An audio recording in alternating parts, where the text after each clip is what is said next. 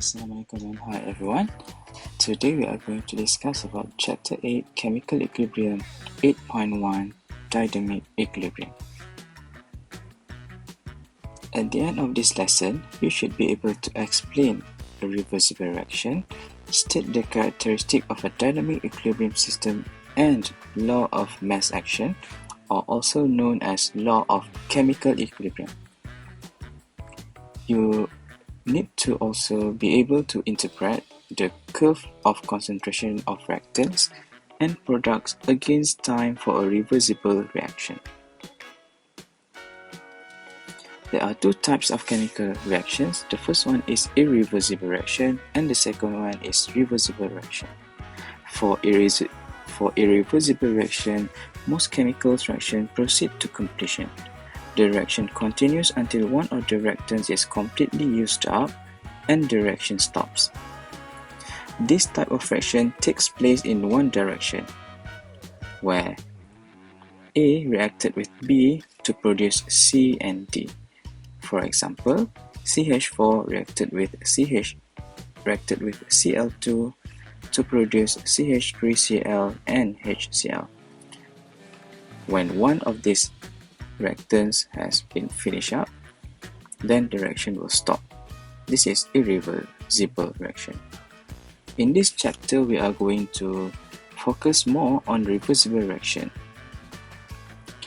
There are many other reactions that do not proceed to completion. Not all reactants are changed to product because the product can dissociate to form the reactants again. This kind of reversible reaction takes place in both directions. In example, A will produce B, where B will produce back A. Reversible reactions. For a reaction of A to produce B and B that will produce A, the reaction proceeding from left to right is called the forward reaction, whereas the reaction proceeding from right to left is called reverse reaction. Chemical reactions which take place in both forward and reverse directions are called reversible reaction.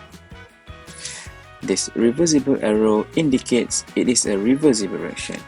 In example, hydrogen gas reacted with iodine gas to produce 2 mole of hydrogen iodide gas, whereas 2 mole of hydrogen iodide gas will dissociate back to produce hydrogen gas and iodine gas. In a reversible reaction, initially the reaction will proceed towards the formation of product first. This is what we call as forward reaction. Hydrogen gas reacted with iodine gas to produce hydrogen iodide gas first.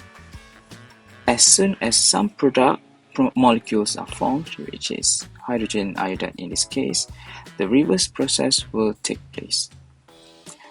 The hydrogen iodide will dissociate back to produce hydrogen gas and iodine gas.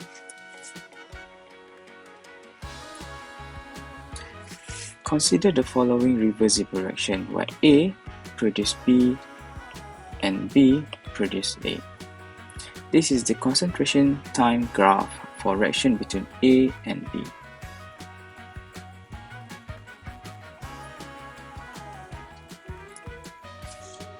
When we introduce A into the reaction vessel, A will start to produce B. Therefore, the concentration of A will decrease with time, while the concentration of B will increase with time. After a certain time, T1, the concentration of A and the concentration of B will remain constant. This T1 is the time where we consider the system to be in equilibrium. Take note that as the reaction proceeds, the rate of forward reaction decreases while the rate of reverse reaction increases. When the rate of forward and reverse reaction becomes equal, that is when the concentration of A and the concentration of B will not change anymore. At this point, the system is said to be in chemical equilibrium. After time t1, the reaction continues indefinitely even after the equilibrium has been attained. This equilibrium is a dynamic equilibrium.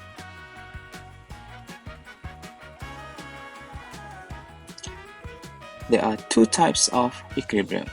Equilibrium is a state in which there are no observable changes as time goes by. The first type is physical equilibrium, and the second one is chemical equilibrium. Physical equilibrium involves physical change. For example, liquid water changed to gaseous water. At the same time, the gaseous water will return back to produce liquid water. Number of water molecules leaving is equal to the number of water molecules returning to the liquid phase. This is a system of a physical equilibrium. The species before and after the changes is still the same, which is water. The only change is in terms of its physical state from liquid to gas. Now let's have a look at chemical equilibrium. Most chemical reactions are reversible. Consider N2O4 gas, which is a colorless gas, which will produce 2 mole of NO2 gas, which is a brown gas. When we introduce some liquid N2O4 into a sealed flask kept at 100 degrees Celsius, a change occurs immediately. The liquid vaporizes and the gas begins to turn pale brown. This is because N2O4 has a boiling point of 21 degrees Celsius. The color slowly darkens, but after a while, no further color change can be seen. This is where the rate of forward reaction is equals to the rate of reverse reaction. When we introduce N2O4 liquid in a sealed gas, it will start to vaporize and produce NO2 molecules. The rate of forward reaction, where N2O4 produces NO2, increases to produce more molecules of NO2. Since the color of NO2 is brown, therefore the pale brown color initially will become darker, and eventually the dark color of brown is no longer changes.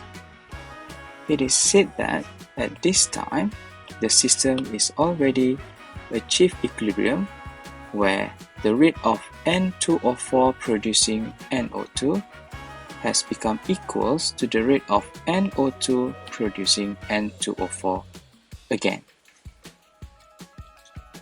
Dynamic equilibrium. In a reversible reaction, both forward and reverse reaction continue indefinitely even though the equilibrium has been established. Remember that the reaction will not stop. Therefore, chemical equilibrium is a dynamic process. The concentrations of reactants and products stop changing because the forward and reverse rates have become equal. Remember that at equilibrium, the rate of forward reaction, which is N2O4 producing NO2, is equal to the rate of reverse reaction, where NO2 producing N2O4. The rate is equals. That makes the concentration of N2O4 and concentration of NO2 gas remain constant. Remember that at equilibrium, the concentration of N2O4 gas is not equals to the concentration of NO2 gas. These are three characteristics of a system in equilibrium. Remember that equilibrium can only occur in a closed system. The first one is the concentration of the reactants and products are constant over time. The second one is the forward rate of reaction is equal to the reverse rate of reaction. And the third one is the reaction quotient Q is equal to the equilibrium constant K. As you can see here, no matter how many initial concentration of the species is put into the reaction vessel, the concentration will either reduce or increase, and at a certain time it will achieve equilibrium where the concentration will no longer change. So, in all cases, the concentration of NO2 and N2O4 will not be the same. Let's have a look at the experimental data of NO2 N2O4 system at 25 degrees Celsius.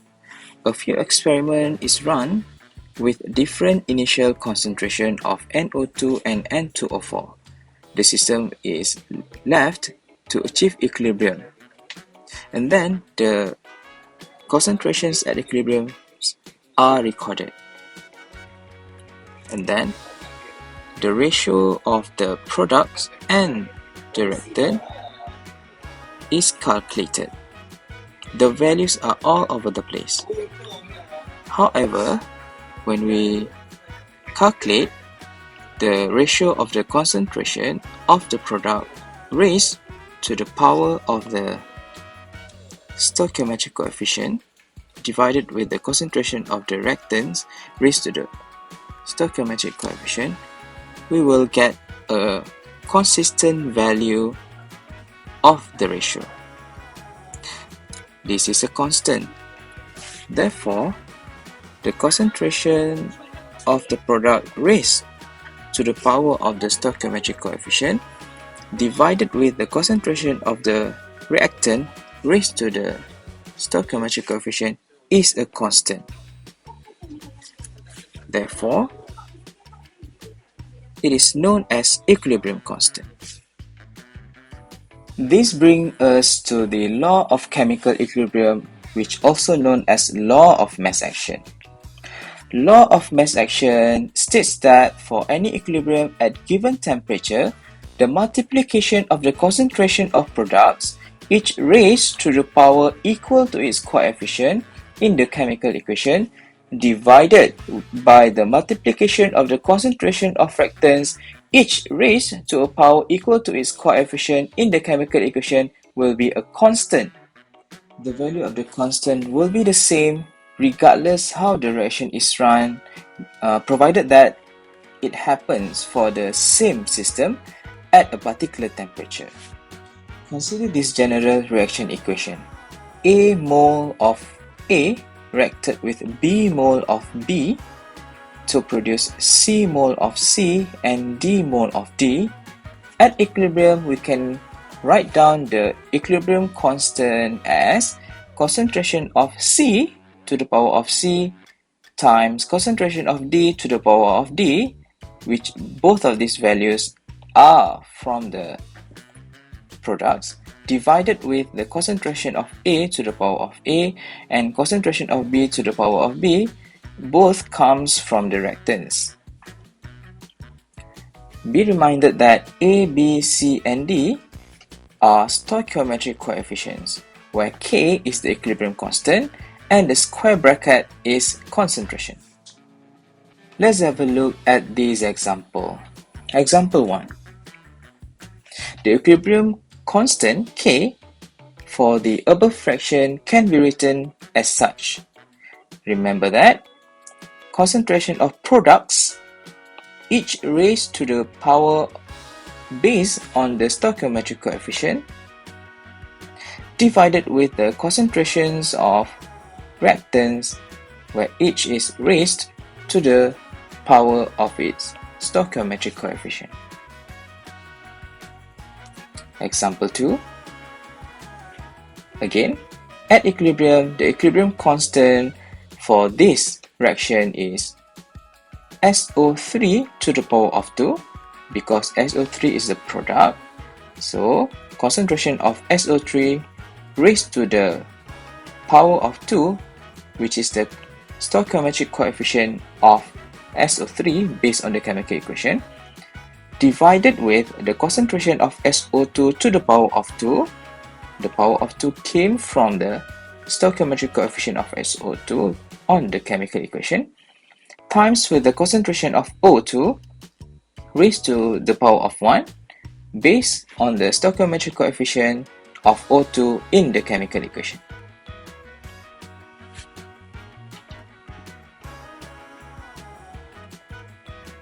Before we end the video, let's have a look at the quote of the day. Equilibrium is the profoundest tendency of all human activity. John Piaget. Now, let's have a look at these exercises. You may pause the video first and try it yourself and then check for the answer. All the best! These are the answers for the exercises. I hope you enjoyed the video and gained something from it. Thank you!